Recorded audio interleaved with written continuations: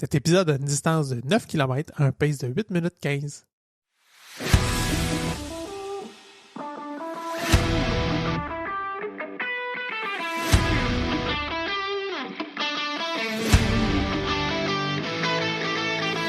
Ici, on parle d'entraînement, de motivation, d'équilibre et tout ce qui nourrit notre passion pour la course. Je vous présente Coach Bill, curieux de la science derrière le sport. Il analyse les tendances et nous propose des stratégies pour courir de façon plus efficace et intelligente. Je vous présente Coach Isa, avec qui chaque foulée trouve son équilibre. Elle crée une connexion authentique avec nos invités, ce qui nous donne accès à des humains formidables et des histoires inspirantes. Que vous soyez sur bitume, en sentier ou bien à l'écoute chez vous, on est là pour vous aider à avancer. Embarques-tu avec nous pour une petite course? Salut Coach Bill. Salut Coach Isa. Ça va bien? Très bien toi. Question pour toi. T'as-tu couru cette semaine? Oui, j'ai couru cette semaine. Puis malgré que j'ai changé ma distance pour Ottawa, évidemment, je continue à mettre du millage dans mes pattes. Et puis ce week-end, on s'est fait un petit run trip là, plus limité. On est allé moins loin. On est resté dans le Québec, on est allé en Beauce visiter de la famille. Puis sur le retour, à un moment donné, j'ai eu le flash. J'ai dit, hey, pourrais toi te rendre où est-ce qu'on s'en va? Puis laisse-moi à X distance, puis je vais faire le dernier bout à course. Mm-hmm. Puis la belle surprise, c'est qu'on était justement en Beauce, fait qu'on est parti, c'est même toi qui m'as trouvé un tracé, on arrêtait à Sainte-Marie, puis rentre-toi à Scott. Puis la surprise, c'est que finalement, il y a une piste cyclable. Oui, c'est ça. On voulait le chemin sur le bord de la rivière, finalement, sans le croiser. Fait que j'ai juste embarqué sur la piste cyclable, je suis parti là-dessus, puis c'était cool, parce que j'avais pas trop à me casser la tête, je savais que j'arriverais à bon port direct. C'était nice. Il faisait beau en plus. On a pogné 23, je pense. J'étais en short, j'avais chaud. Short t-shirt. Ouais. Le vent d'en face, mais non, c'était cool. Ça a vraiment bien été. Puis j'aime toujours ça, découvrir des décors comme ça en courant. Très nice. Toi, tu courais cette semaine? Oui, j'ai eu une petite sortie d'intervalle que j'ai faite après ma longue. Mon corps était plus ou moins là, mais quand même, ce que j'ai trouvé cool, c'est que plutôt que de me mettre des intervalles avec une durée sur mon téléphone, puis que ça sonne, puis que ça bip, puis j'étais allée me chercher une petite rue qui a un cul-de-sac avec un genre de rond-point au bout. Fait que je faisais mon intervalle de course sur la rue, j'allais marcher le tour du rond-point, je repartais courir dans l'autre sens. Pour vrai, c'était tellement moins lourd, tellement... C'est convivial. Je sais pas c'était quoi la durée de mes intervalles, mais c'était parfait. Je m'étais mis un nombre en tête. Je l'ai fait. Après ça, j'ai continué tranquille ma petite sortie. Fait que, à cette heure, je fais ça. Je mets plus des durées, je mets des longueurs de rue. Ouais, c'est ça. Tu vas un peu en mode fartlek, mais... ouais, c'est ça. C'est ça, mais structuré. Oui, puis c'est simple, là. J'ai pas à me demander, je vais-tu être pris pour... faire un U-turn pendant que je suis dans un intervalle. Tu sais, c'est pas le temps de tourner pendant que tu es en train de pousser, là. Fait que là, je le sais. C'est une ligne droite, je sais proche de chez nous, pas ça, je rentre dans la maison, c'est réglé. J'aimais bien, justement, des fois, quand je coachais des groupes, aller l'en faire sur la piste là, mais c'était toujours l'enjeu, là. On va-tu arriver qu'on va croiser une rue? Puis là, tu dis, il y a quelqu'un, il est full speed, il y a une rue, il va arrêter, tu vires d'abord, mettons, quand t'es en train de pousser à fond. Ouais, non. Fait que non, c'est une bonne idée, ton cul-de-sac. En plus, il n'y a pas de trafic dans le cul-de-sac. Ben, c'est ça. Effectivement, c'est parfait. Hey, aujourd'hui, on sort de l'asphalte, puis on plonge dans la boîte, des racines, des roches, parce qu'on va parler de course en trail. Puis, on a une invitée qui va nous aider à bien débuter en course en sentier. Ouais, puis justement, ça fait un bout j'en parle, j'ai envie d'essayer ça, le trail, mais je suis pas équipée. Fait que là, je vais être rendue à m'acheter des souliers. Puis ça tombe bien, aujourd'hui, encore, l'épisode est présenté par Altitude Sport. Fait que c'est ça, c'est à mon tour, là, de me commander une paire de choux. Ouais, c'est ça. T'as vu que moi aussi, j'ai commandé les miens, puis ça t'a donné le goût, hein? En magasinant, j'ai vu que c'est Altitude, il y a un méga chouette pour les souliers de trail. Moi, quand j'ai commencé à courir, là, il y avait genre une marque, puis c'est tout. Tu courais avec des Salomon Speedcross. Tu choisissais pas, c'était ça. Mais chez Altitude, j'ai regardé, là, puis ils ont plusieurs modèles. Les Norda, les Altra, Oka, North Face, Saucony, Normal. Puis, ben, ils ont les Salomon, évidemment. Là. Puis là, ben en plus, j'ai pris l'habitude depuis le COVID de commander en ligne. On est rendu habitué, on a la livraison le lendemain ou au pire le surlendemain. Et justement, avec Altitude Sport, on a tout ça. Puis en plus, c'est une entreprise qui est canadienne, basée à Montréal. La livraison est aussi rapide, le retour aussi est super simple. Puis c'est aussi simple, en fait, que la grosse entreprise dont il ne faut pas prononcer le nom. On a l'habitude de commander. Fait que c'est le meilleur des deux mondes. Fait que si t'as envie de t'équiper ou juste rêver un peu à ta prochaine sortie en trail, va jeter un œil. Le lien est dans les notes de l'épisode avec le code promo entre deux courses ENT2 COURSES, puis ça va te donner 20% sur ta première commande. C'est parti, répète. C'est un toc. Je suis plus capable. Référence au Run Trip numéro 1. Hey, aujourd'hui, on a le grand plaisir de recevoir un invité qui incarne la passion, la résilience et le dépassement de soi en course. C'est Samuel Matt Thibault. C'est un coureur qui s'est taillé une place inspirante dans le monde de la course à pied, particulièrement en trail. Connu pour sa discipline, son humilité, il est aussi très impliqué dans la communauté de courses locales. Il partage son expérience avec générosité. Que ce soit sur les sentiers techniques ou dans des projets qui sortent de l'ordinaire, Samuel aime repousser ses limites, mais toujours avec un grand respect du corps, du mental et de la nature. C'est un coureur qui court pas seulement pour performer, mais aussi pour se connecter à lui-même et aux autres sur le terrain. Aujourd'hui, on va jaser avec lui de comment bien commencer en trail. Il est aussi DG de l'événement Arikana, qui est une organisation solide en gestion d'événements de course en sentier. Donc, bienvenue sur Entre deux courses, Samuel. Merci. Content de te recevoir. On s'était déjà vu de l'époque de coureur.io avec un invité. Puis là, on te reçoit aujourd'hui plutôt pour parler de comment on peut bien commencer en trail. Oui. Puis avant de plonger dans le sujet, moi j'aimerais ça savoir, est-ce que tu as couru cette semaine? J'ai couru cette semaine. J'ai dû revirer de bord. J'ai fait juste 6 km. Je commence une tendinite pied gauche au tendon d'Achille.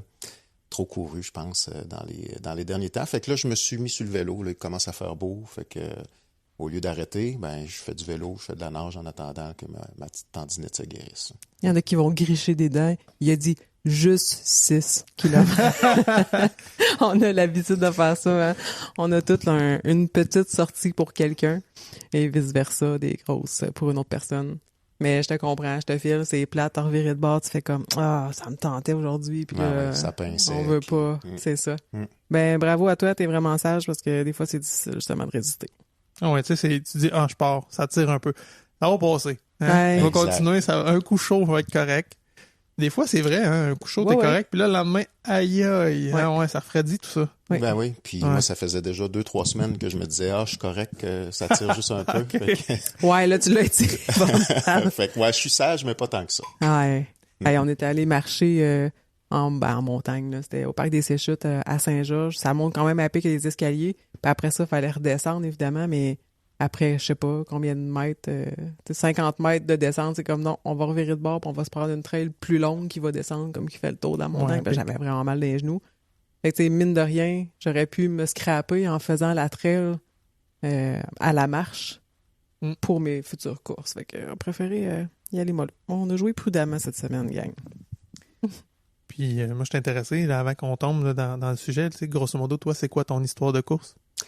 Ben moi, je suis un sportif de nature depuis que je suis tout jeune.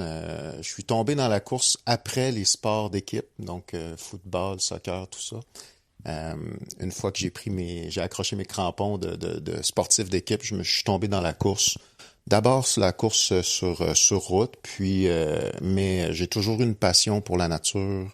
La course en sentier, ça faisait partie de ça parce que je suis un gars de plein air, je suis un gars qui va tout le temps dehors. La pêche, la chasse et ainsi de suite, ça fait partie de ma vie. Fait que j'ai toujours été dans les sentiers. Puis à un moment donné, on se dit, à force de faire des randonnées, tout ça, il me semble que je pourrais aller plus loin si je courais, puis ainsi de suite. Fait que ça a embarqué comme ça. Puis je suis sinon un coureur qui fait ça pour le plaisir d'abord et avant tout. Oui, je suis DG d'une organisation qui organise des événements de course, des ultras et ainsi de suite, là, mais à la base, moi, c'est pour le fun. J'aime ça, être en nature, connecté, partir pour la journée, sans monde, sans distance à faire ou quoi que ce soit. Le but pour moi, c'est ça. Aller passer un moment en forêt, puis avoir du fun. Fait que c'est un peu ça ce qui m'a amené dans la course. Puis sinon, là, bon an, mal an, maintenant que j'organise des événements, tout ça, c'est sûr que je participe un peu plus à des événements. Souvent côté organisateur, par contre. Je cours des plus courtes distances. Bon, ça va peut-être faire cricher des dents, là, mais j'essaie pas d'aller plus haut que 42, 45 km. Oh yes! C'est une courte, hein, comme un petit 42. Disons que je suis fait costaud, lourd, puis ça commence à me faire mal si je vais plus loin que ça. Fait que je veux toujours rester dans le bonheur, dans le plaisir.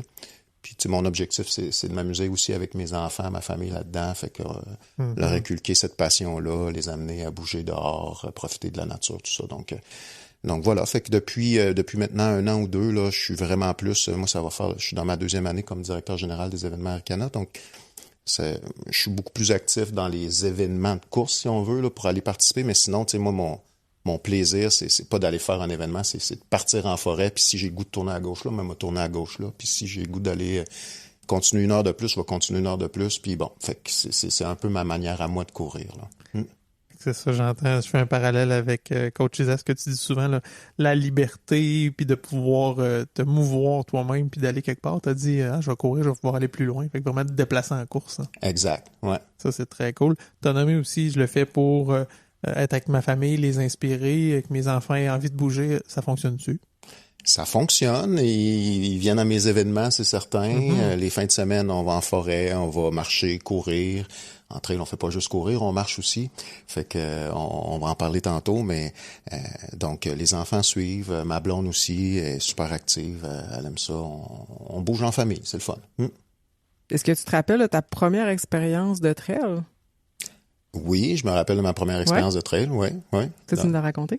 C'était une petite course que j'ai faite, petite encore une fois, c'est relatif là, mais donc. Mais c'est intéressant, je trouve que tu parles de tes distances parce que justement, on dit une petite c'est 42 km, mais ça semble être faisable. Pour moi, d'aller sur la route 42 km, ça va être beaucoup trop long, mais je trouve ça intéressant que tu les nommes tes distances. Ben, tu sais, moi, j'ai commencé mon premier événement, là, c'était simple, là, c'était un 8 km en forêt, tout ça.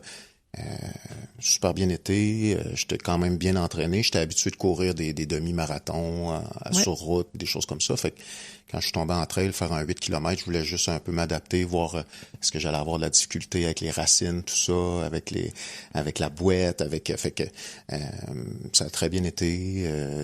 Pour moi, j'ai trouvé ça plus facile pour mon corps, si on veut, parce que les pas sont toujours différents. T'es pas dans la répétition tout le temps.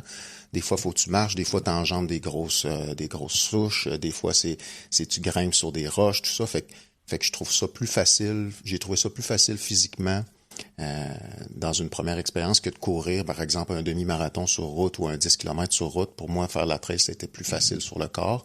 Moi qui ai été affecté par des blessures dans ma jeunesse, quand j'ai joué au football, j'ai joué au soccer, tout ça, donc les chevilles, les hanches, les genoux, j'y ai goûté. Fait que j'ai trouvé ça plus simple. Puis après ça, ben là, tranquillement, pas vite, on a augmenté les distances. Donc pour moi, après ça, je suis tombé plus dans du 12 km dans des courses de ce type-là. Puis là, ben, tu vois, cette année, là, je suis plus dans du 45 km, là, les distances. Là, je vais courir le Grand-Duc à la fin de l'été. Au parc de la Jacques-Cartier, là, c'est un 43 km, je pense.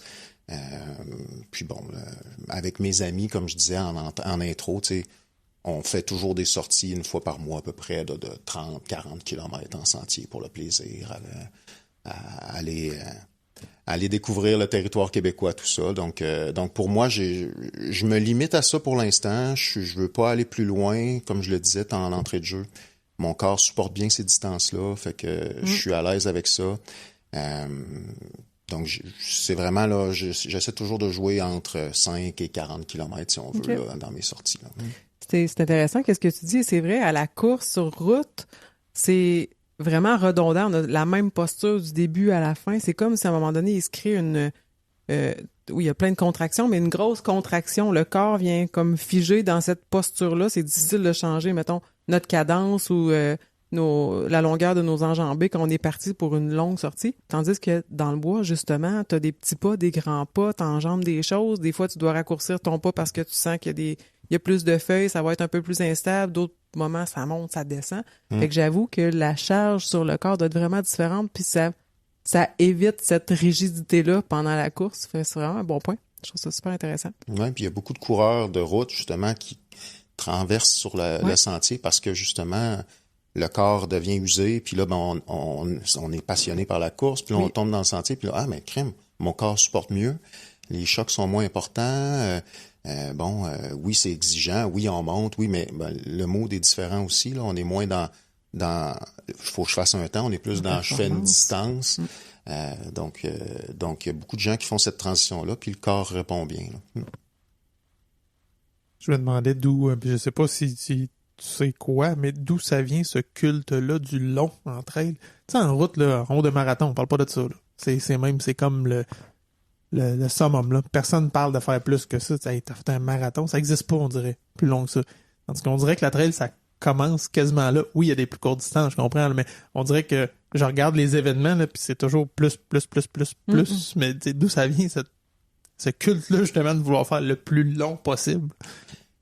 C'est une bonne question. Je sais pas d'où ça vient exactement, mais c'est sûr qu'une fois que tu as réalisé ton 10 km, par exemple, puis que ça a bien été, puis ou que ça a peut-être pas bien été, mais que tu as l'impression de t'avoir dépassé, d'avoir réalisé quelque chose, puis là, tu te dis, ben, pourquoi pas j'irai un petit peu plus loin, tu sais, pourquoi j'irai pas encore plus loin? Donc, je pense que le défi de se dépasser est là.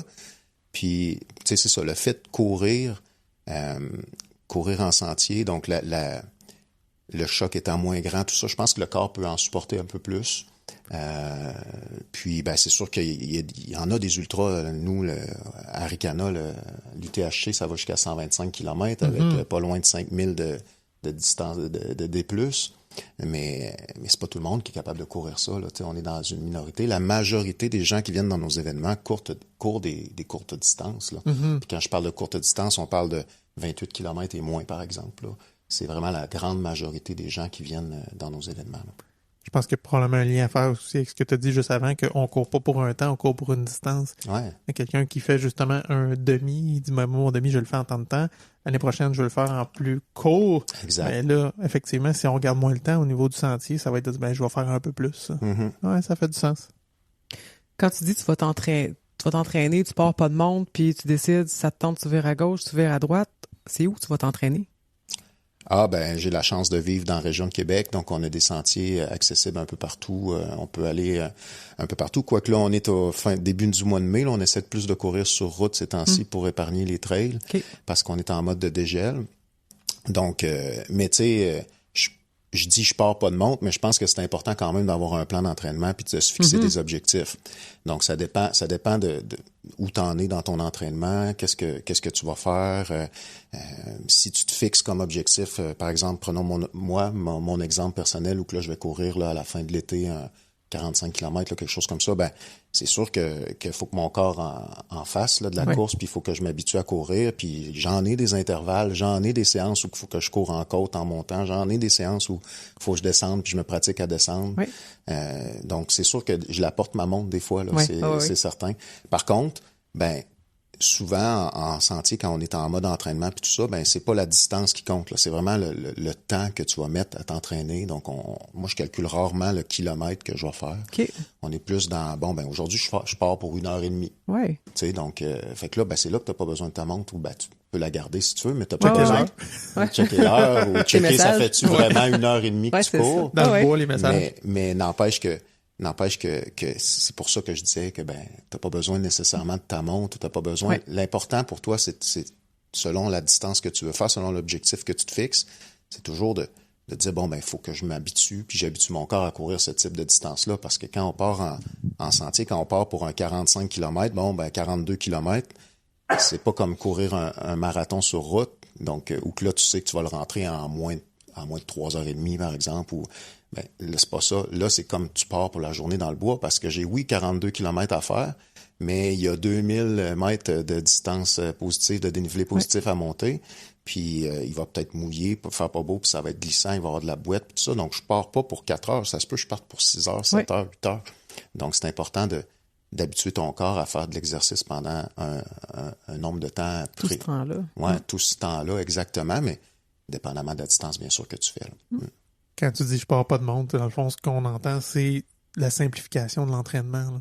Exact. C'est moins rigide de OK, là, je m'en vais au pied d'une côte en ville, puis je la fais 18 fois, puis c'est que tu pars, tu t'en vas dans le bois, puis tu passes du temps à courir en nature. Ben oui, puis tu sais, moi, quand j'ai une séance de côte, justement, je pars en sentier, puis au lieu de me dire après 15 minutes, là, je pars, puis je monte ma côte, puis je le fais pendant 2 minutes, puis après ça, je redescends 1 minute, au lieu de suivre ce plan-là, ben je pars dans le trail, puis quand je frapperai une côte, ben c'est là que je vais le faire, mon intervalle en côte en montant pour me pratiquer. Puis donc c'est vraiment comme ça le mindset souvent là, que les gens ont lorsqu'on s'entraîne pour mais ça fait partie de l'entraînement aussi de faire de la côte en trail, c'est sûr, on y passe, on y échappe pas.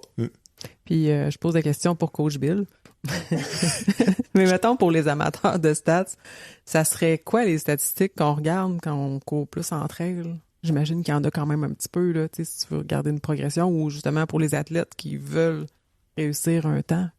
Oui, mais non, mais c'est sûr qu'il y a des temps, là, puis il y en a des athlètes élites qui courent les distances puis qui veulent fracasser des records, puis donc amateurs de statistiques sont servis dans le trail aussi, là.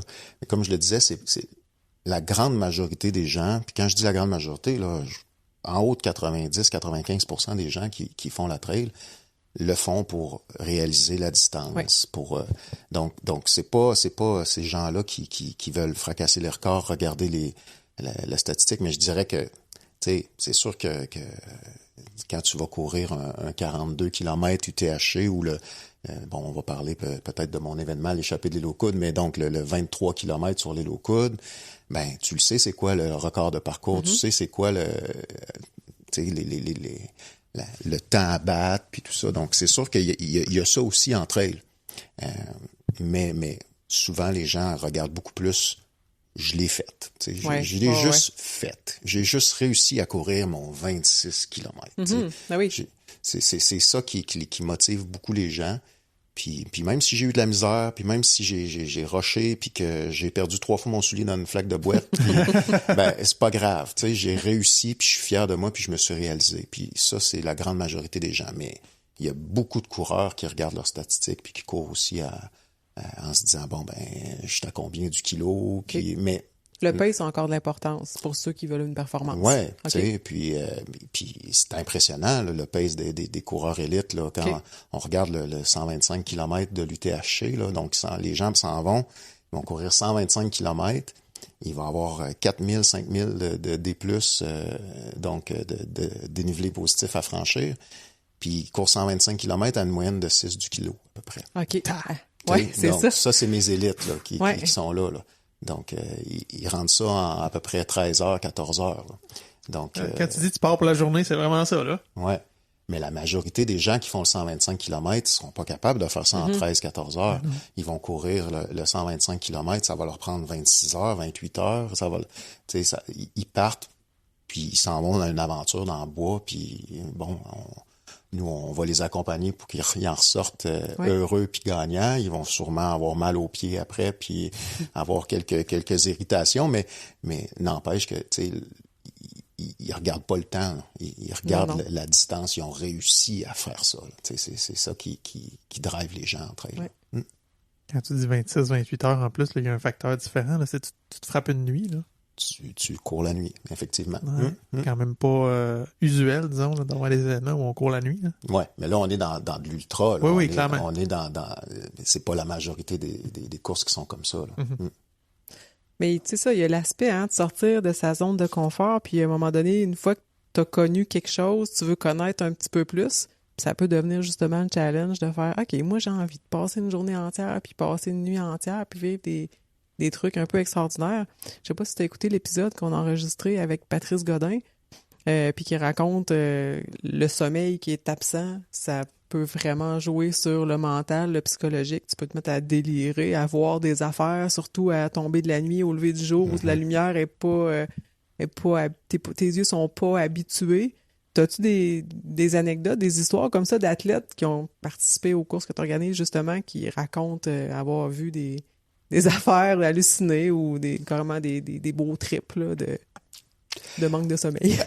Ben, pas tant que ça, non. Patrice a déjà fait l'UTHC, donc bon, peut-être c'est dans notre course qu'il a halluciné, je le sais pas. Par contre, c'est sûr que c'est un réel défi courir la nuit là, dans des ultras. Tu sais, nous, par exemple, là, si on prend l'exemple du 125 km de l'UTHC, c'est pas rare qu'il y en a qui parce qu'ils sont fatigués, parce qu'on court la nuit, parce qu'on est moins alerte, parce que justement on vient de se taper déjà 40 km avant de commencer notre nuit, ben c'est pas rare qu'il y en a qui se perdent, c'est pas rare qu'il y en a qui dorment non plus sur le côté, font une petite sieste d'1 heure pour recharger les batteries ou des choses comme ça. Mais tu sais, ça nous arrive fréquemment d'en chercher en forêt parce qu'ils ont pris le mauvais embranchement, parce qu'ils sont pas assez focus, justement, parce qu'il y a la fatigue qui embarque, il y a la nuit. Tu sais, c'est stressant aussi, là. Partir dans le bois, au plus milieu de nulle part, où que la civilisation est à 200 km de toi, puis que tu sais qu'il y a des animaux sauvages, tu sais que si je me perds, est-ce que je vais me retrouver? Ça peut être stressant, tu sais. Donc, nous, on essaie vraiment de bien les guider. C'est pour ça que notre course, par exemple, du 125 km, quand on est dans la portion nuit, on donne l'opportunité aux coureurs d'être accompagnés d'un pacer, donc d'une personne qui court avec eux pour les guider, les aider, pour pas qu'ils se sentent seuls aussi, pour qu'ils se sentent plus rassurés également.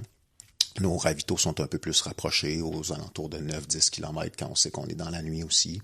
Mais tu sais, c'est un réel défi, c'est clair, et ça fait partie je pense, du challenge que les gens qui font ce type de distance-là se donnent. Ce qui est tout en leur honneur, là.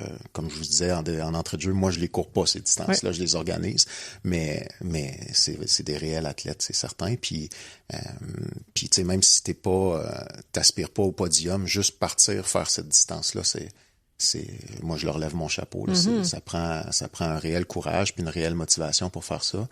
Puis en tout cas, tant mieux si vos auditeurs veulent participer à ce type d'ultra-là, parce que c'est vraiment super organisé. Puis quand tu vois le visage de ces gens-là quand ils arrivent à l'arrivée, c'est magnifique. Là. On voit à quel point ils ont réalisé quelque chose de grand. Tu te sens invincible là, quand tu as fait ça, là, c'est sûr. Là. Mais tu sais, sur 300 athlètes qui courent ce type de distance-là dans nos événements, j'en ai 40, 50, 60% qui le terminent. Là. C'est pas un haut taux de finisher. Là. Puis à quel moment tu te dis, des fois, on va chercher des gens qui sont perdus, qui sont en forêt, mais à quel moment tu te dis, ouais, là, il nous en manque, là, faut aller chercher, là. Tu des checkpoints au ravito? Comment ça fonctionne? Ouais, on est quand même bien organisé par rapport à ça. Dans nos ravitaux, on a on prend, c'est sûr qu'on a des tapis là qui lient les puces.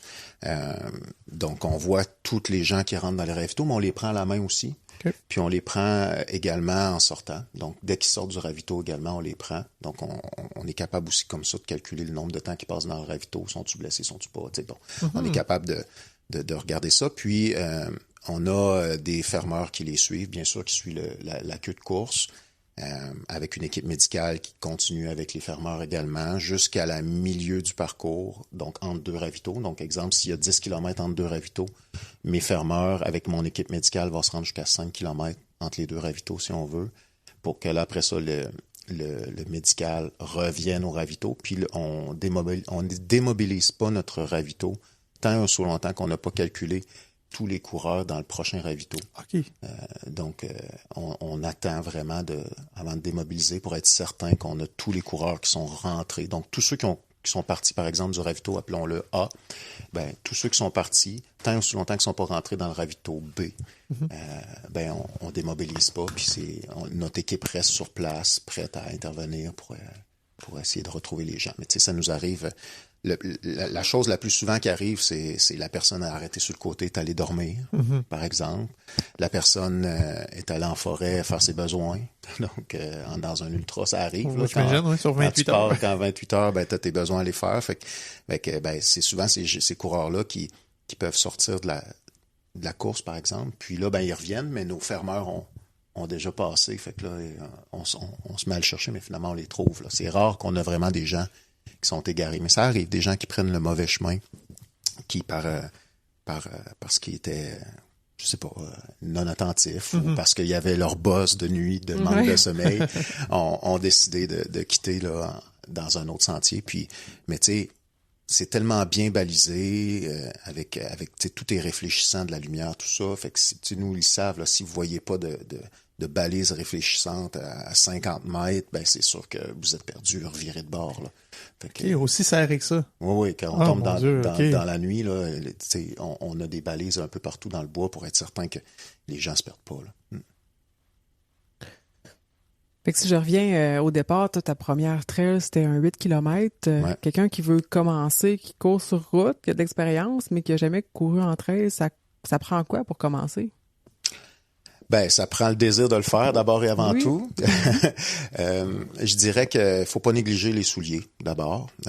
Ça nous prend des souliers de trail. En trail, des crampons, c'est nécessaire. Là. Okay. Donc, mais une fois que tu es équipé, tu as tout ce qu'il faut, ben ça prend juste le désir d'aller courir en trail puis se lancer. Maintenant, tu sais, comme je disais, il faut un peu changer, puis ça, c'est ça que des fois qui est difficile, mais changer sa manière de penser. Tu peux pas en trail courir à côté, faire je sais pas, 5-15 du kilo sans arrêt, à garder un pace comme ça, parce que t'es face à le terrain. Donc, faut que tu sois prêt à accepter que tu n'auras pas la même performance. Donc, quand tu vas regarder ton résultat après ton 5 km, ton premier 5 km en trail, puis que d'habitude, tu cours 5 km, puis tu rentres ça en je sais pas, 30 minutes parce que tu cours à 6 du kilomètre, ben, en trail, ça se peut que tu aies fait 7, 15, 8 du kilo, là, parce qu'il y a du dénivelé. Fait qu'il faut que tu sois capable, tu sois prêt à lâcher prise un peu sur ta vitesse, sur ta, puis vraiment te dire, bon, ben, je me lance, je l'essaye, puis j'y vais, là. Puis après ça, ben, tu peux progresser, c'est là que tu vas te rendre compte que, ah non, je peux pas courir tout le temps, là. Ça monte pendant 200 mètres sans arrêt, là. Fait que, puis ça monte abruptement, puis il faut que je me tire après une corde pour monter. C'est pas vrai que je vais courir. Fait que tu changes complètement ta façon de te préparer, de voir la course en tant que telle. Fait que c'est quand même... En tout cas, moi, je fais les deux. Je cours sur route, je cours sur trail. J'y trouve mon plaisir dans les deux. C'est sûr que je suis plus un coureur de trail, mais tu sais, il faut vraiment avoir ce switch-là qui se fait dans sa tête, puis se dire, bon, ben, OK, là, je vais en aventure, je m'en vais dans le bois, je m'en vais en profiter, puis on verra bien qu'est-ce qui va arriver, là, tu sais. Est-ce que c'est nécessaire de passer par la route avant d'aller en trail? Non, c'est pas nécessaire, pas du tout. Il y en a qui commencent en trail, puis qui vont peut-être switcher en route aussi, là. C'est pas... faut pas... donc, c'est pas nécessaire. C'est important... Tu sais, moi, je pense qu'à la base, il faut se fixer des objectifs. Il faut se dire, bon, ben, c'est quoi mon objectif, là? Je veux-tu m'entraîner pour courir un 10 km à la fin de l'été, au milieu de l'été? Est-ce que je veux juste être actif, être en forme? Puis avoir cet objectif-là, puis après ça, ben, c'est de s'entraîner en fonction de l'objectif qu'on s'est fixé. On peut, tu sais, il y a toutes sortes de plans d'entraînement qui existent, il y a toutes sortes d'applications, autant comme pour la route, là, qui existent pour la trail également, où qu'on peut downloader nos entraînements sur nos montres si on veut, puis c'est la même chose, là. Mais ceci étant dit, tu sais, faut juste avoir le goût de se lancer, puis avoir envie de bouger. Puis moi, j'invite les gens à pas juste faire de la trail, pas juste faire de la route, pas juste... Je pense que faire plein d'exercices, faire plein de l'activité physique, faire du vélo, faire de la nage, tu sais, multi-activité, tu vas juste devenir un meilleur athlète après, tu vas juste devenir quelqu'un de plus en forme, d'être capable de... Tu sais, en trail, c'est important aussi, là, faut garder en tête que là, moi, il va falloir que je saute des fois en descendant des roches, il va falloir, tu sais, c'est pas juste de courir, c'est pas juste le mouvement de la course qui est là. Il y a toute la mécanique du corps qui embarque, fait que c'est important de pas juste se concentrer pour faire une seule activité.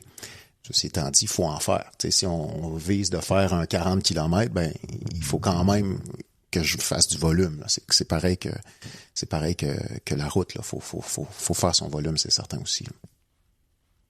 C'est un peu le principe de l'entraînement général, l'entraînement spécifique. Tu sais, tu vas faire du volume, tu peux le faire sur route, tu peux le faire sur trail. Sauf que ton entraînement spécifique, c'est justement ta course, c'est 42 km en montagne. Comme tu dis, tu as toute la proprioception, tu as tous les ligaments, les muscles, les tendons qui vont être étirés d'une façon différente. Faut que tu prépares ton corps à vivre cette expérience-là parce que tu auras beau... Ah ben même, mettons, tu t'entraînes avec un plan de 42 km sur route puis tu t'en vas faire un 21 en trail, d'après moi, tu as beaucoup de risques de te blesser, même si tu es capable de courir 41 sur route, parce que tes tendons, tes ligaments, comme je l'ai dit, les articulations seront pas prêtes à assumer tous ces impacts-là, puis les changements de direction. Puis je parle de changement de direction, juste justement le pied sur une roche pour pas te tordre la cheville, avoir la musculation suffisamment forte pour pas qu'il arrive dans la torche, justement, puis perdre d'équilibre, tomber carrément. Oui, faut que tu ailles courir en trail. Là. Si tu veux faire de la trail, si tu as un objectif de faire un événement, faire un 5, un 10 de trail, ben c'est sûr qu'il faut que tu ailles faire de la trail. Faut que tu te mettes les pieds dedans. Puis, tu sais, si tu veux descendre une côte en trail, c'est quelque chose. Ben oui. Tu sais, c'est pas descendre une côte sur route, c'est quelque chose aussi, mais Là, il y a des roches, il y a des racines, puis Ça glisse. Ça glisse. Faut que tu l'aies fait, faut que tu te sois pratiqué avant, c'est certain. Même chose pour monter, là. Si tu te dis, c'est la première fois que je monte une course en trail, puis là, j'ai une montée de 600 mètres à faire, une montagne. Si tu te la fais en courant, après, tu vas courir. C'est sûr que tu vas en courir une partie. Ouais. Mais si tu la fais tout en courant, je suis pas sûr que tu vas réussir à faire ta distance finale que tu as visée. Tu as la gestion de l'énergie qui est importante, puis il faut que tu l'aies vécu avant. Faut que tu aies été te mettre les pieds en sentier avant pour le savoir. Ah oui. Puis dis-moi si je me trompe, pour commencer, parce que tu veux courir en trail, il n'y en a pas nécessairement une à la porte de chez vous. Il faut que tu te rendes à un endroit pour courir de la trail. Parce que j'allais dire, mettons, tu fais une portion sur route, tu fais, je sais pas moi, 2 kilomètres dans la trail, puis tu reviens, tu finis ta sortie de course sur la route. C'est une belle façon d'intégrer, sauf que c'est pas nécessairement accessible. Donc, la façon, je verrais ça pour quelqu'un qui débute, ça serait, mettons, d'intégrer une sortie dans la semaine où tu te déplaces, tu t'en vas faire de la trail pendant 2-3 kilomètres, tu reviens chez vous. La semaine suivante, tu prolonges ta sortie de 3,5 kilomètres, puis tu prolonges comme ça. Puis viser à en ajouter dans ta semaine, ça serait-tu une belle façon d'intégrer ça? Oui, c'est une très belle façon, effectivement. Moi, ça m'arrive très régulièrement de commencer sur route. Je pars d'ici, de la maison, puis je cours, puis je fais, je sais pas, 7-8 kilomètres, puis là, j'arrive dans des sentiers, puis je suis correct. Puis là, je peux vagabonder le temps de revenir, puis je finis en faisant mon 7-8 kilomètres pour revenir à la maison. Tu sais, ça m'arrive régulièrement de faire des sorties comme ça. Mais c'est une très bonne façon de voir les choses, là, de sortir, puis dire, une fois semaine, je prends mon véhicule s'il faut, puis je me rends à un endroit où il y a des sentiers, puis je vais l'essayer, tu sais, puis mais oui, c'est intégrer la trail de façon progressive. Mm-hmm. Si on est un coureur de route, par exemple, c'est une très bonne idée, là. Mais qu'est-ce que tu fais avec tes souliers? Tu pars avec tes crampons, ça asphalte, puis tu fais ton... Ouais. OK, tu sais que tu changes pas de souliers. C'est rough au début, mais après ça... C'est rough au début, mais après ça va. Puis, c'est exactement ça que je fais. Mais ça, c'est une bonne... Tu sais, c'est pareil que courir en route, là. Quand tu as tes souliers de trail, si tu te lances un objectif de courir en trail à la fin de l'été, puis que tu n'as jamais mis tes souliers de trail, à un moment donné, tu vas avoir mal aux pieds, c'est sûr. Je suis pas sûr que tes pieds vont apprécier la chose. Fait que oui, ça m'arrive de partir avec mes souliers de trail sur la route, faire mon 4, 5, 6, 7 kilomètres, puis là, après ça, je rentre en trail. Je traîne pas 2 paires avec moi. Mais j'ai ma paire d'entraînement, j'ai ma paire de course qui est la même paire de souliers, qui est la même marque. J'ai des souliers à crampons pour l'hiver. C'est un soulier de trail, dans le fond, là, mais que j'utilise pour ma course, je veux dire, sur route, mais l'hiver. L'hiver, ouais. Ouais. Puis ça me donne vraiment l'impression, par exemple, c'est surtout fin de l'hiver, là, on court un peu sur l'asphalte, mais je les mets encore pour la chaleur, etc. Puis quand je switch à mes souliers d'été, pour vrai, ça fait le même effet, je trouve, que des pneus d'hiver et des pneus d'été sur la voiture. Là, là, je mets mes souliers d'été, je me sens... C'est sûr que c'est sur la route, le contact avec le sol, la légèreté, c'est plus nerveux. Fait que c'est vrai que des souliers à crampons sur route, c'est un peu plus, je veux dire, exigeant ou un petit peu plus rough, mais c'est totalement nécessaire en sentier. Là, pour en avoir fait un petit peu quand même, ça donne un confort incroyable, ne serait-ce que pour justement la boîte, l'adhérence. Oui. Tu sais, l'adhérence. Oui. Puis quand je disais, là, tantôt, je garde mes souliers de trail sur la route, faut garder en tête que j'ai pas ma montre, là, je m'en vais faire ma sortie de trail. Fait que j'ai pas le goût de faire un temps, là. J'ai juste le goût de faire, en fait, j'ai le goût de faire un temps dans le sens que je vais courir 2 heures aujourd'hui. Ouais. Tu sais, c'est ça que je me dis.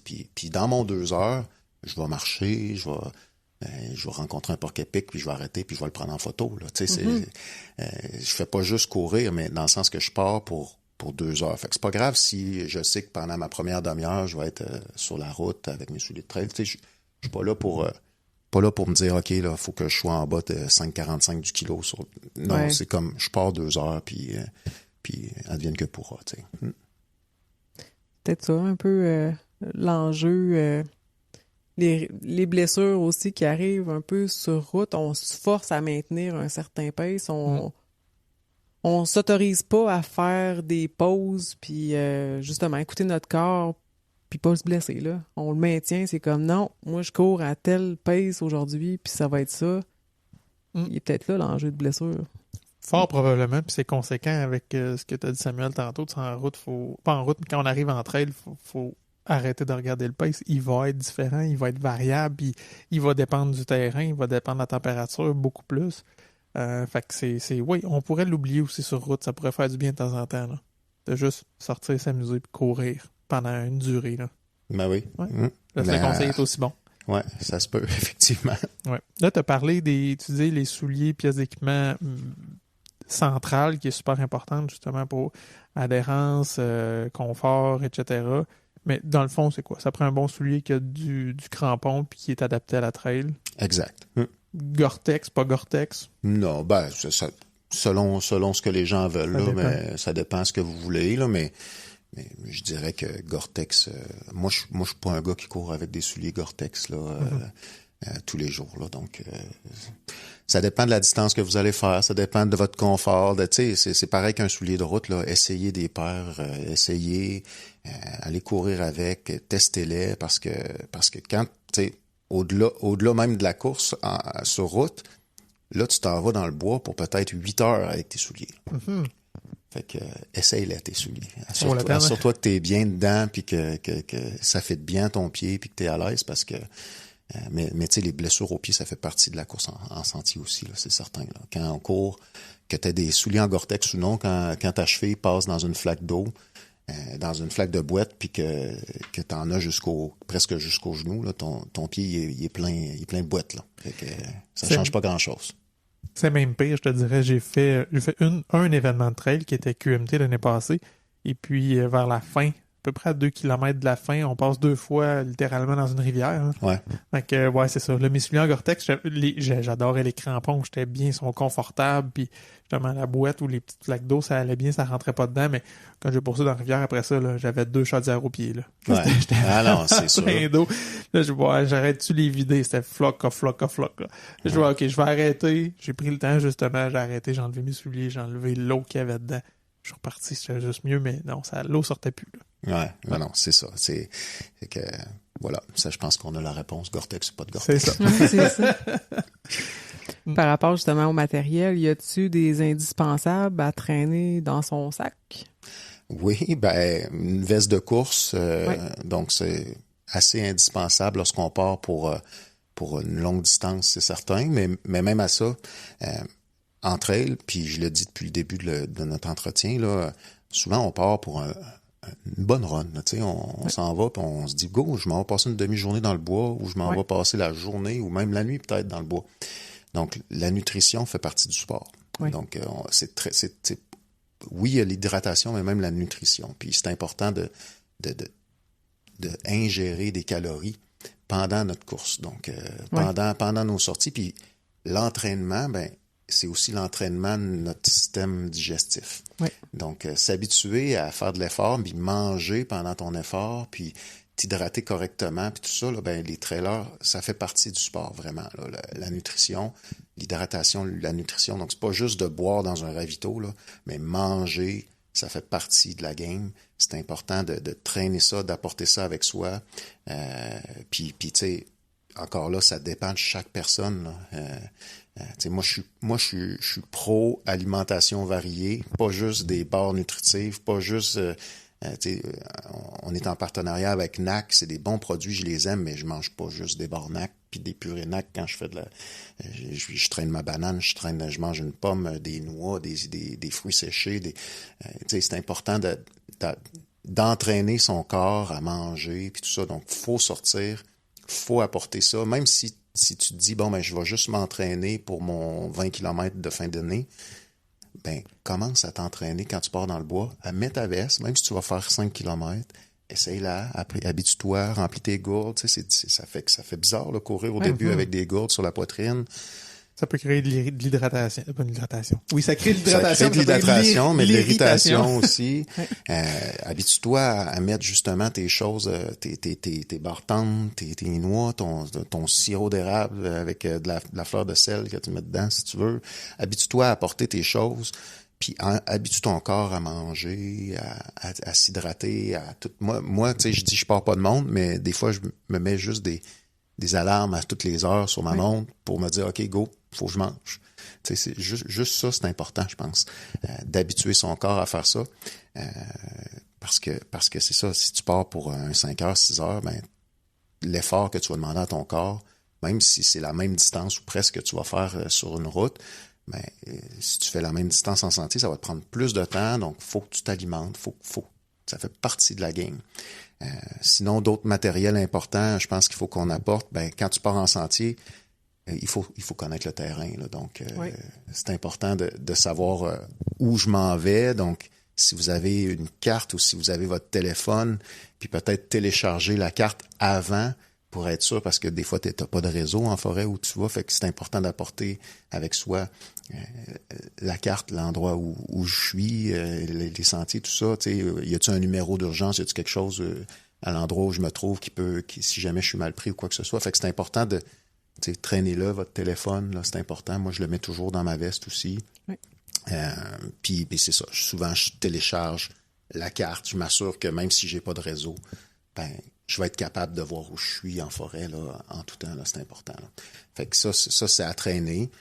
Sinon, ça prend pas matériel nécessaire. Tu sais, il y en a qui courent avec des bâtons, tout ça, mais quand on est dans l'ultra, ça se justifie très bien. Ça peut se justifier aussi quand on fait de la courte distance parce qu'on aime ça, puis on a nos bâtons, puis ainsi de suite, mais c'est pas nécessaire.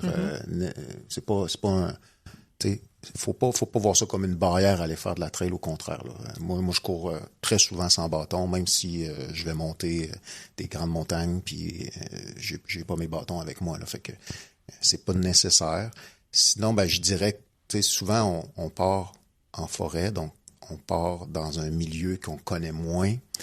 Puis ben on sait pas ce qui va arriver en termes de température ou quoi que ce soit. Il n'y a pas des maisons proches, je peux pas aller apporter sa veste. C'est pour ça que la veste de course, mais si on est capable d'apporter un manteau imperméable, si on est capable d'apporter du matériel justement pour se tenir au chaud, pour être sûr qu'on n'est pas mal pris parce qu'il y a un orage qui éclate en plein milieu du bois, ben, c'est important de traîner ces choses-là. Fait que c'est pour ça que la veste de course est importante, tant qu'à moi, de se mettre une bonne veste de course on est capable de remplir le matériel, tout ça. Vous savez, nous autres, dans nos courses, on oblige du matériel obligatoire en trail. Là. Donc, on vérifie même à la remise des dossards que les gens l'ont bien, ce matériel obligatoire-là. On les laisse pas aller en forêt sans ce matériel obligatoire-là, des couvertures de survie, des sifflets, ça fait partie des choses qu'on oblige les gens, quand ils font des ultras, à traîner avec eux. Là. Fait que c'est important, en tant que randonneur, trailer, tout ça, d'avoir cette conscience-là que je m'en vais pas dans la rue que je connais depuis tant, ou je m'en vais pas sur la piste cyclable que je sais qu'elle va m'amener à Scott. Non, je m'en vais dans un sentier, puis ça se peut que par inadvertance, je tourne à gauche, puis que, OK, là, je vais faire 1 heure par là, puis là, mais il me semble que j'étais censé arriver à un lac. Il n'y a pas de lac. Ouais. Où suis-je? Ouais. Donc, faut être prêt en conséquence. Là. Juste si tu pars en fin de journée, puis là, les journées raccourcissent, t'as pas prévu, il se met à faire noir, ça t'as pas ta lampe frontale. C'est ça. Ouais. Avec des batteries dedans. Avec des batteries dedans. Pas ceux de l'année passée qui ont coulé. Ouais, c'est ça. Donc, il y a quand même une préparation à avoir. Encore là, c'est relatif toujours à la distance, l'endroit où tu vas, à ce que tu vas faire. Mais il faut pas voir ça comme un frein, au contraire, mais plus à un aspect de sécurité. Là. Une prudence, c'est ça. Rester vigilant. Tu as parlé de l'alimentation, de la nourriture.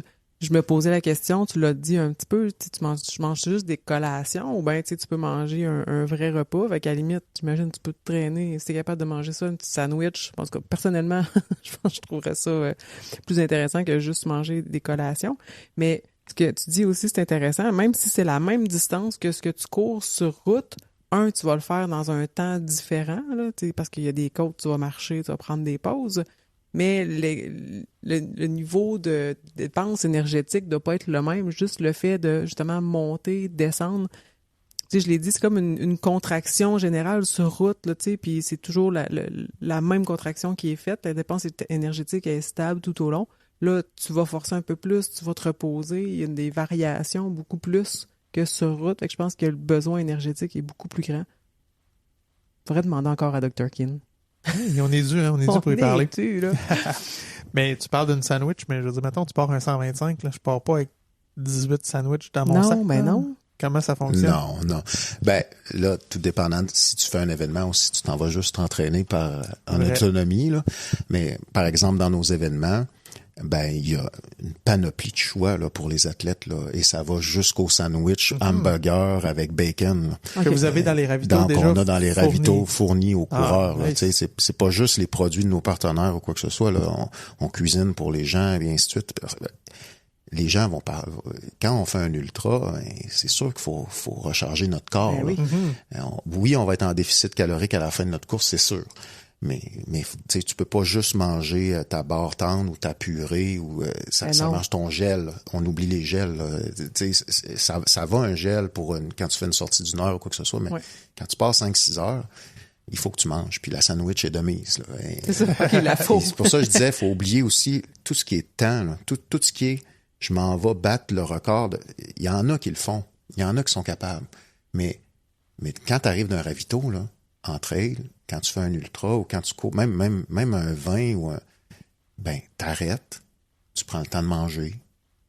Il y a un check-up de ton corps qui se fait, là, parce que tu le sais que t'as pas fini là, ta course, là, puis il te reste encore 3 heures à faire. Là. Ouais. T'as déjà aligné 20 km, puis t'en restes encore 20 à courir. Là. Fait que puis ça t'a pris 3 heures à faire les 20 premiers, alors que faire un 20 km sur route, ça te prend 1h45. Là. Qu'est-ce qui se passe? Ouais.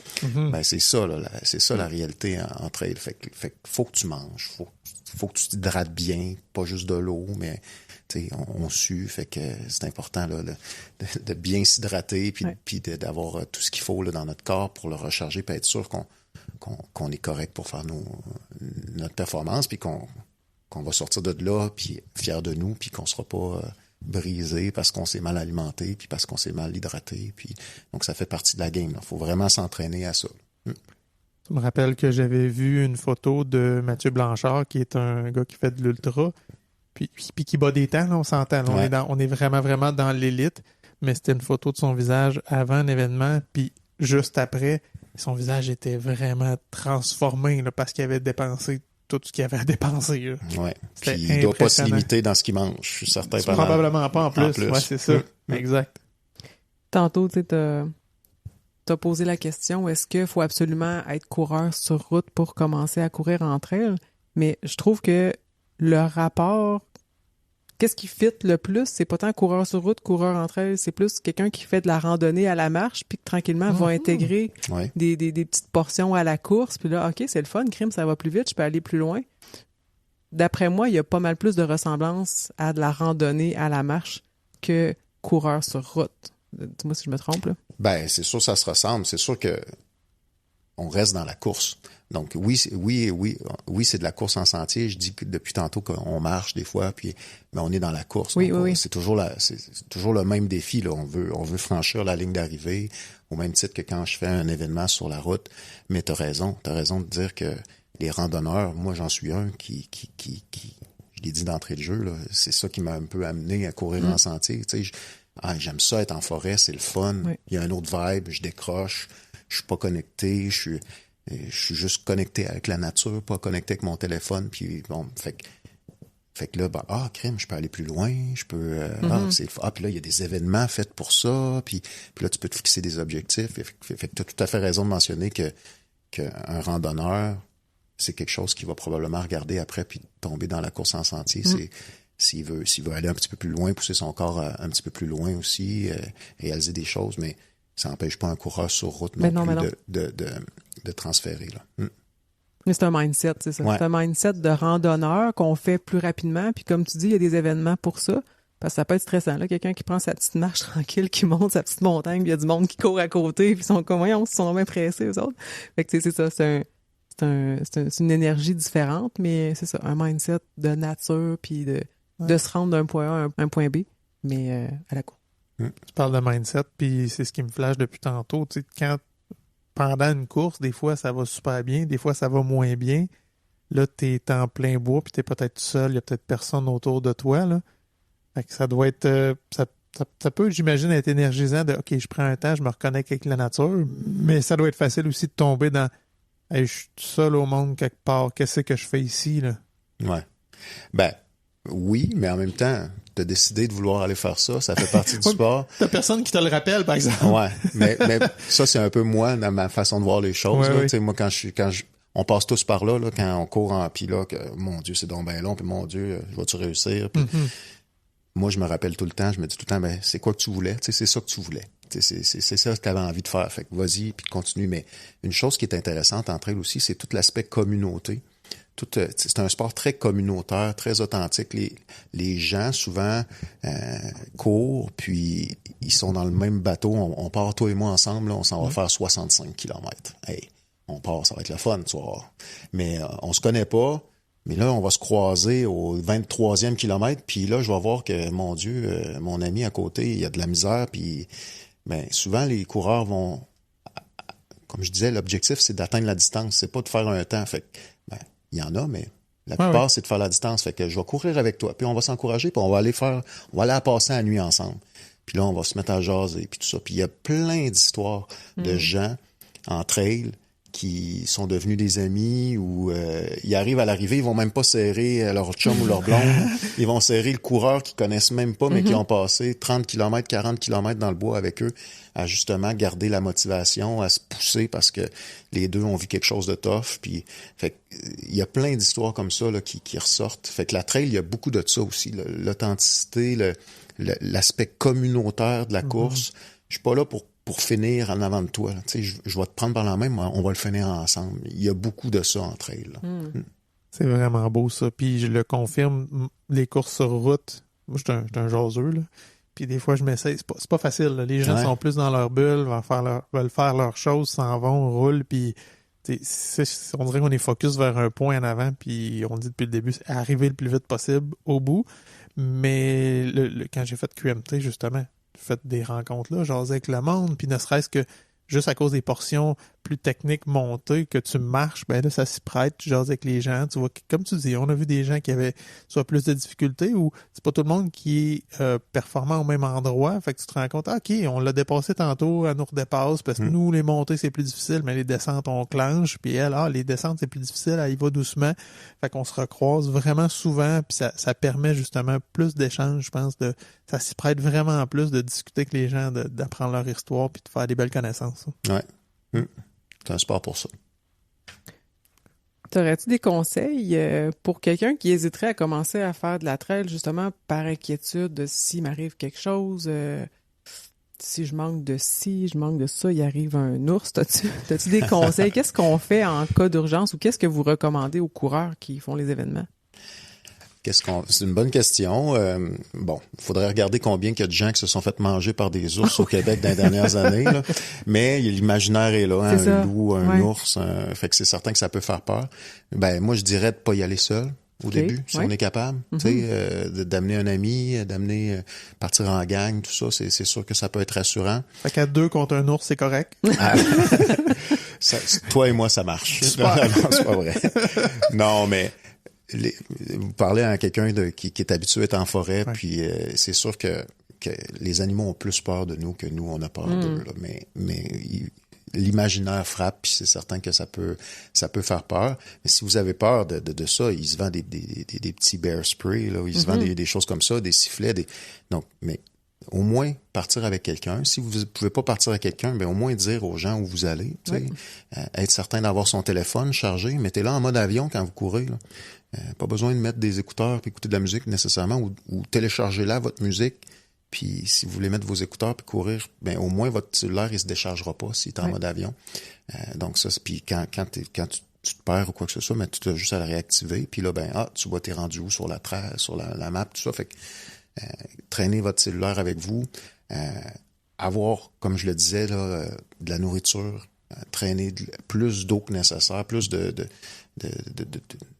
tout ce que vous avez de besoin, là, prévoir qu'on n'est pas, comme je le disais, à côté de notre maison, sur une route qu'on connaît, mais que là, on s'en va dans un endroit, puis ça se peut qu'il arrive quelque chose. T'sais, ça se peut que je tombe devant le porc-épic, puis je fasse « Oh mon Dieu, c'est tombé beau », puis que j'avais dit à mon chum ou ma blonde que j'allais arriver à 7h à soir, mais finalement, j'arrive à 8h30 parce que j'ai passé 1 heure à regarder le porc-épic, puis ça arrive, là, ça, en trail, là, ça arrive souvent.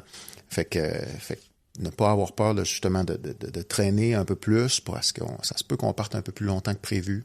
Ça se peut. Donc moi je dirais ça, mais il faut pas avoir peur. Tu sais, la plupart des endroits où on peut courir en sentier, c'est quand même proche de la civilisation. C'est pas toutes les courses qui sont comme l'UTHC par exemple, qui sont perdues au milieu de la forêt ou tu sais, si on va dans un centre de ski, si on va c'est très accessible, là, donc la civilisation est proche, là, faut pas s'inquiéter. Mais c'est important de savoir où on va. T'sais. Allez pas à un endroit sans sans savoir où vous allez, regardez la carte, assurez-vous que c'est des sentiers qui existent, qui sont balisés, puis tout ça. C'est important, là, surtout pour les débutants, les gens qui ont jamais couru.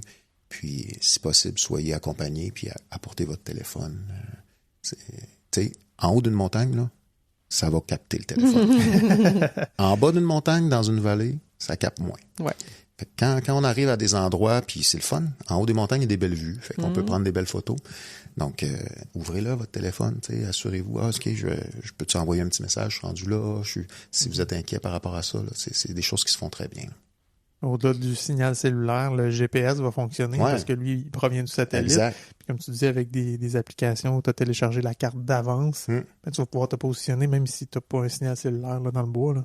Exact. Non. Et puis, il y a tout plein d'applications qui existent pour avoir les sentiers. Là. Donc, je ne suis pas ici pour dire lesquelles j'utilise ou non. Ben, là, ça serait le fun, par exemple. On pourrait les nommer ou bon, on pourrait les mettre en All épisode. Trails, On The Go.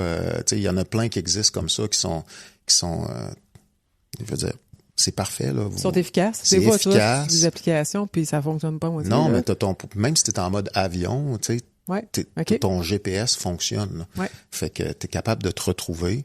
Comme je le dis, l'important, c'est de télécharger la carte avant de partir. S'assurer qu'on l'a, puis qu'elle n'est pas juste dans Internet, parce que si tu n'as pas le réseau, là, tu ne pourras pas le retrouver. Là, c'est ça. C'est vraiment un point important. Ça peut être pertinent de traîner des pastilles pour purifier l'eau pour si tu manques d'eau? Ben, des pastilles, je dirais, moi, j'entraîne jamais. Okay. Par contre, j'ai des gourdes, des têtes de gourdes, là, les gourdes souples, là. Il y a des têtes qu'on peut visser sur le dessus avec des filtres intégrés. Okay. Ça, moi, je traîne ça. Je traîne ça habituellement. T'en sers-tu? Ça m'arrive. Oui. Prends de l'eau de ruisseau direct. Puis... Prends de l'eau d'un ruisseau direct avec un filtre là, au carbone qu'il y a dans ta gourde. Là. Donc, ça existe. On peut acheter ça sans problème. Puis, vous mettez ça, vous vissez ça sur vos gourdes souples, tout simplement, là, dans votre veste de course. Puis, vous pouvez en avoir juste une. L'important, c'est si jamais vous avez déjà vos gourdes avec tout ce que vous voulez boire, là, tout le mix que vous mettez dedans, là, libre à vous. Mais quand vous arrivez, vous avez plus d'eau, puis il fait plus chaud que prévu, puis il y a un ruisseau, ben non, buvez pas l'eau. Apportez peut-être un filtre, mais ça dépend toujours de la distance que vous voulez faire, du temps que vous planifiez partir en forêt. Si je pars 1 heure en forêt, je suis pas sûr que je vais en avoir nécessairement besoin, mais si je pars pour toute la journée avec mes amis, puis tout ça, ben on entraîne, on en apporte avec nous, puis ça m'arrive régulièrement de boire de l'eau des ruisseaux. Bon, on fait attention, on va pas où c'est qu'il y a des castors, on va pas, tu sais, il faut faire attention là, quand même, là, c'est pas n'importe quelle eau de ruisseau qu'on peut boire. Pourquoi les castors? Ben, les castors nagent dans l'eau, font leur excrément dans l'eau, puis ça a des bactéries, puis c'est dangereux là pour même si c'est un filtre. Fait qu'il faut faire attention, faut pas prendre l'eau nécessairement n'importe où là. Une flaque d'eau stagnante là, c'est peut-être pas une bonne idée là, bon. Mais si vous voyez un petit cours d'eau, une petite source, quelque chose, une petite rivière petite, on semble que l'eau est claire, tout ça, vous avez un filtre. Je vous dirais pas d'aller d'ailleurs dire j'apporte pas d'eau, mais je vais juste faire ça. Mais si t'es mal pris, ben puis t'as ton filtre, oui, c'est possible. Mais ça dépend toujours de la distance. Il ne faut pas avoir peur de... Moi, ça m'arrive jamais, tant que je fais pas un 25-30 km en forêt puis qu'il fait très chaud puis que j'ai pas apporté assez d'eau pour moi. Là. Fait que, J'ai le goût de te poser des petites questions là, en rafale sur le lexique de trail. Il y a comme des mots qu'on entend en trail qu'on n'entend pas nécessairement dans d'autres courses. Je vais parler, tu as dit D+, tantôt, ou dénivelé positif. Ouais. Ben ça, c'est en fait les mètres que vous allez monter dans une course, par exemple. Donc, si on prend une course qui a 20 km, puis que ça dit que ça a un D+ de 1000 mètres, ben donc vous allez faire 20 km, mais vous allez aussi monter un équivalent de 1000 mètres pendant votre course. Donc, vous allez avoir de la côte. Puis, une chose qui est importante, et on l'a dit un peu, mais courir en côte, ça fait partie de la course en sentier. Et lorsqu'on est débutant puis qu'on veut se lancer en course en sentier, il faut prendre en compte qu'il va y avoir des séances d'entraînement en côte. Là. Il faut s'habituer à courir en côte, à marcher en côte, à descendre en côte. Il faut mettre ça à son horaire. Fait que le D+, c'est vraiment ça, c'est le dénivelé positif, donc d'une course en question. Fait que sans compter les descentes, c'est l'addition de toutes les montées. Ouais, il y a le D- pour les descentes. Ce qui est tout aussi important, dans le fond. Souvent, on n'en parle pas bien sur route, mais oui, là, il doit en avoir en tabarouette. Ben, le des mois, il y en a, effectivement. Puis personnellement, je trouve ça plus difficile de descendre que monter. Oui. Donc, ça fait plus mal au quadriceps à moi, bien sûr, là, mais ça dépend, c'est différent pour chaque personne. Là, mais pour moi, descendre, c'est plus difficile, exigeant que monter. Donc, je m'entraîne à descendre quand je fais des sorties. Je pense avoir du lien quand on dit qu'un sentier il est roulant.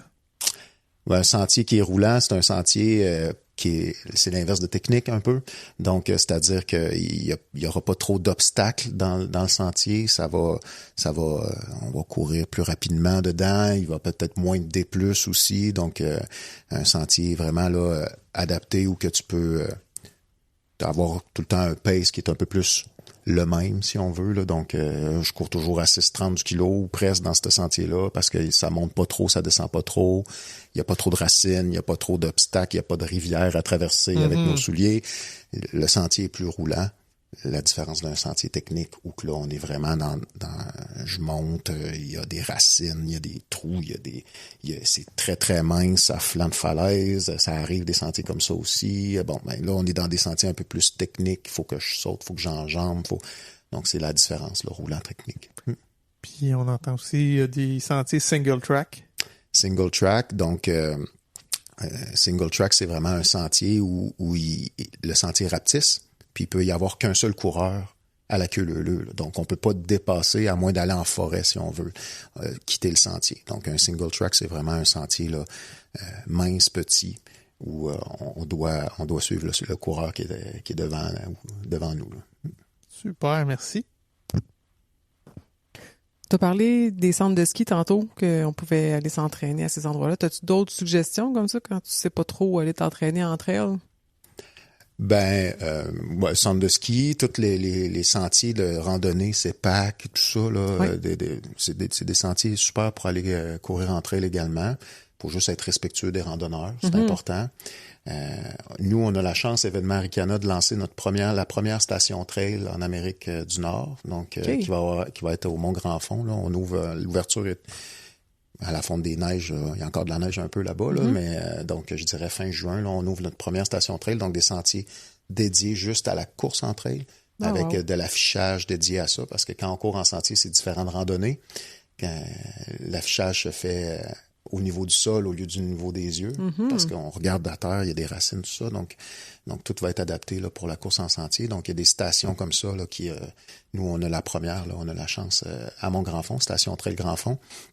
Mais donc, oui, tout ce qui est en CEPAC, les sentiers, centre de ski, on l'a dit.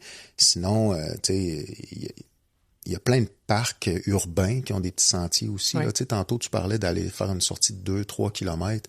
Ici, on est dans la ville de Québec, le parc linéaire de la rivière Saint-Charles, où des fois, tu cours sur une piste cyclable, des fois, tu embarques dans des sentiers, des fois, pour s'initier, c'est parfait. Là, tu sais, ça prend pas grand-chose, tout ça. Donc, l'important, c'est quand même d'en faire. Tu sais, moi, avec mes amis, on a tout le temps le même dicton, là, do your best, forget the rest. Là.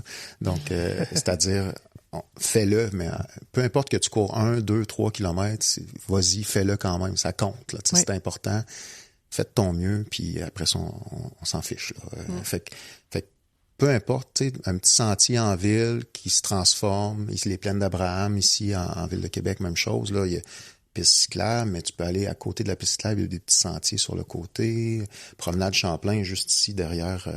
Je dis juste ici derrière, on est chez moi. Là, fait que mais il y a plein de sentiers avec des escaliers, tout ça. Les escaliers, c'est un bon entraînement aussi pour la trail.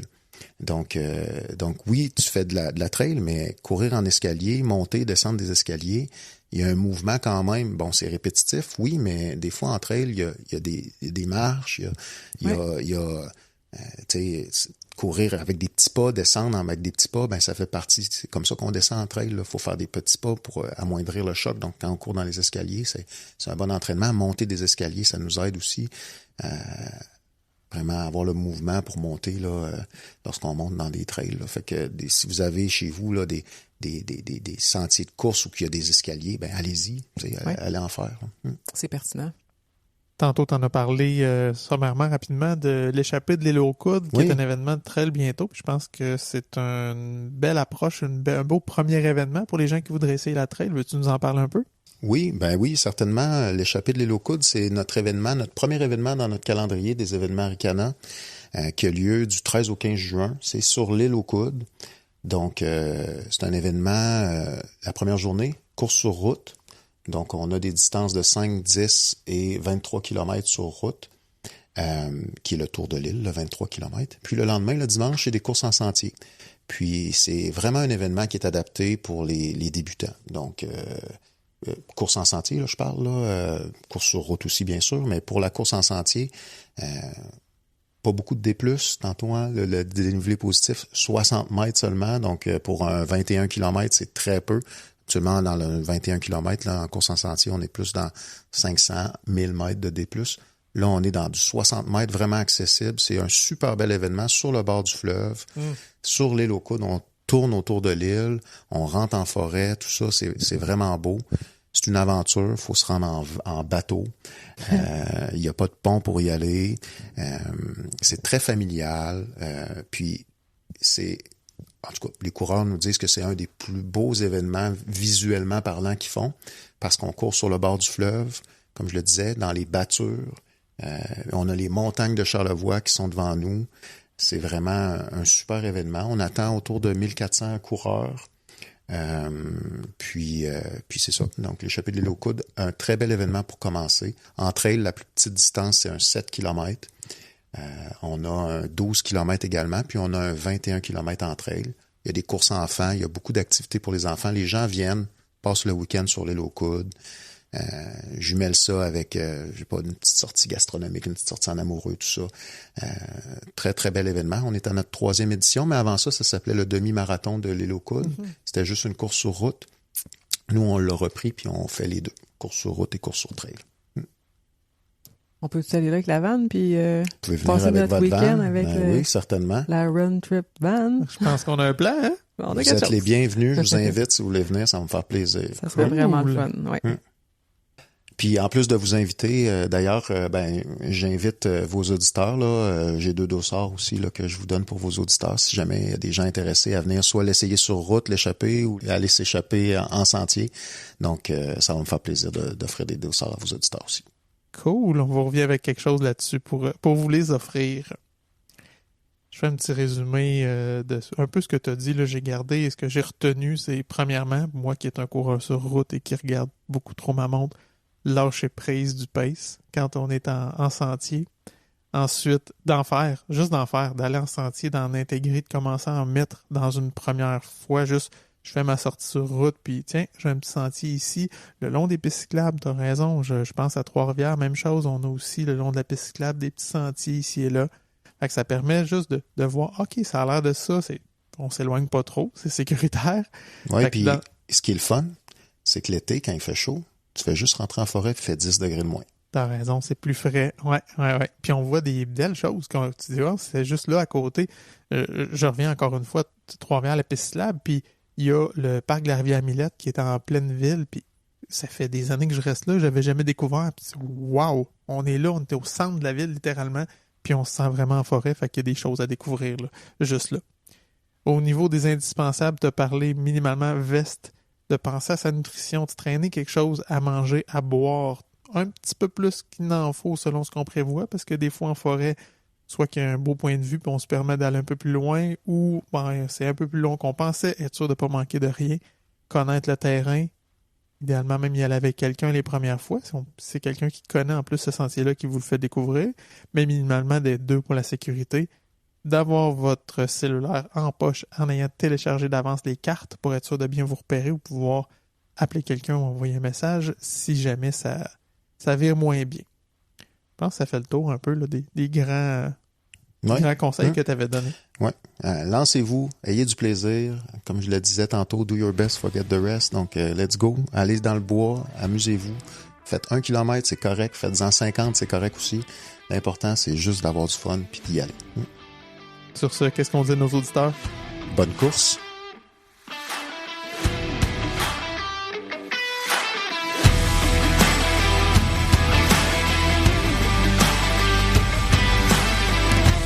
Si t'as aimé cet épisode, prends le temps de le partager autour de toi. Abonne-toi sur ta plateforme préférée pour pas manquer les nouveaux épisodes qui sortent chaque mardi.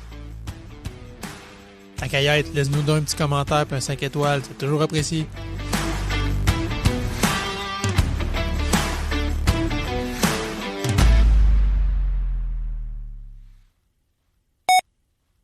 Nos rosettes vont être en vedette. En vedette, yes. ouais, c'est ça. Avec le casque d'écoute, ça paraît Pas pas la trop. mienne. Ça explique. C'est ça. Tu me le donneras. T'aimes pas de rosette. Je sais. Les cheveux sont trop longs pour en avoir. C'est ça. Fini de parler de coiffure. Chronique capillaire.